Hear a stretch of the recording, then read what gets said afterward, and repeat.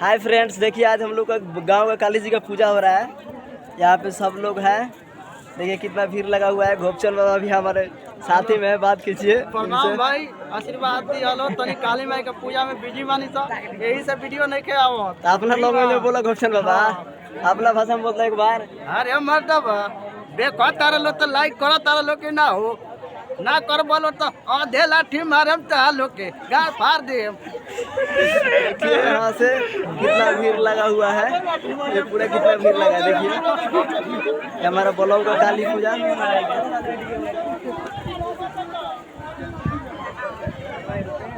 गोपचंद बाबा, like comment subscribe कीजिए। इसी के कारण वीडियो हम लोग का शूट नहीं हो रहा था।